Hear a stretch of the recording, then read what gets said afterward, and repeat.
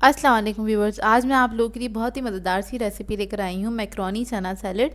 और ये बहुत ही मज़ेदार बनती है, बहुत क्विक बन जाती है, कोई ज़्यादा टाइम नहीं लगता इसको बनाने में और रमज़ानों के लिए आइडियल। इसको ट्राई ज़रूर कीजिएगा इस रेसिपी को। अगर आप मेरे चैनल पर नए हैं तो मेरे चैनल को सब्सक्राइब करें और साथ ही साथ बेल आइकन को क्लिक करना ना भूलें। इससे मेरे आने वाली हर वीडियो की नोटिफिकेशन आपको सबसे पहले मिलेगी। मेरी वीडियोस अच्छी लगे तो उसको लाइक करें और इसको शेयर भी ज़रूर करें।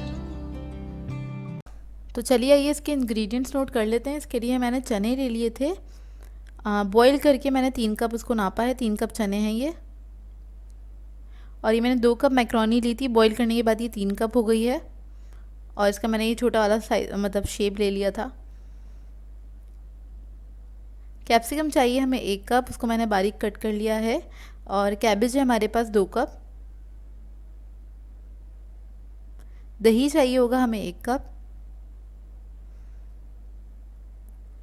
मेयोनीज़ है हमारे पास आधा कप। सॉल्ट है हमारे पास 1 टीस्पून। वाइट पेपर है हमारे पास half teaspoon. Black pepper हमारे पास हाफ़ टी स्पून।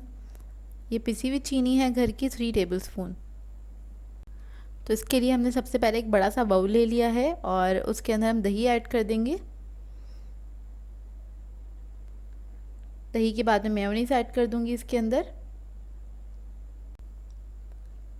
सैलेड बनाने के लिए हमेशा एक बड़ा बाउल लिया करें, उसके अंदर मिक्स अच्छे से हो जाती है सैलेड। और बस मैंने इसके अंदर मेयोनीज़ ऐड कर दिया है। इसके बाद इसके अंदर मैं black pepper, white paper, salt, ये सब चीज़ें ऐड कर दूंगी और शुगर। और इसको मैं मिक्स कर लूँगी अच्छी तरीके से।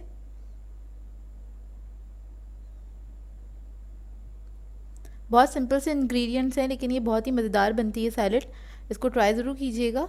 और रमज़ानों में अक्सर हम लोग सैलेड वाले पोर्शन को मिस कर जाते हैं, तो आप इसको ऐड कर सकते हैं अपनी इफ्तार टेबल के ऊपर, क्योंकि बहुत ही मज़ेदार बनती है, बहुत ही रिफ़्रेशिंग होती है सैलेड। तो उसके बाद बस मैं इसके अंदर वेजिटेबल्स ऐड कर दूँगी और उसके बाद मैं चिकपी ऐड करूँगी और मैक्रोनी ऐड कर दूँगी। तमाम चीज़ें ऐड करने के बाद इसको हम अच्छे से मिक्स कर लेंगे। बहुत अच्छे से मिक्स कर लीजिएगा। जब भी आप इसको अफ्तार में बना रहे हों या डिनर वगैरह पे भी बना रहे हों इसको, तो आप तकरीबन आधा घंटा पहले इसको आपने मिक्स करना है। सर्व करने से पहले, जब आपको सर्व करना है तो उसके आपने आधा घंटा पहले इसको अच्छे से मिक्स कर लेना है। उसके बाद आपने इसको रखना है फ्रीज़र के अंदर। ये ठंडी ठंडी सर्व करें, बहुत ही मज़ेदार लगती है ठंडी सैलड। और इसको बना के आप मतलब रख दें आधा घंटा पहले। तो बस मैं इसको मिक्स कर रही हूँ तमाम चीज़ों को अच्छी तरीके से।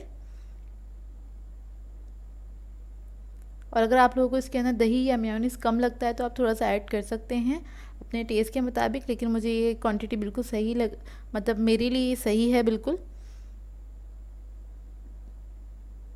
क्योंकि सैलेड जब आप मिक्स कर लेते हैं उस वक्त थोड़ी सी आपको ड्राई लग रही होती है, लेकिन थोड़ी देर के बाद क्योंकि इसमें वेजिटेबल्स होती हैं तो वो अपना पानी थोड़ा सा रिलीज़ करती हैं, तो वो लूज़ हो जाती है, तो अच्छी उस पर कोटिंग हो जाती है। तो फ्रेश होती है तो थोड़ी सी आप लोगों को ड्राई लगेगी ये सैलेड, लेकिन उसके बाद थोड़ी देर बाद बिल्कुल सही हो जाती है ये जब सर्व करने का टाइम होता है।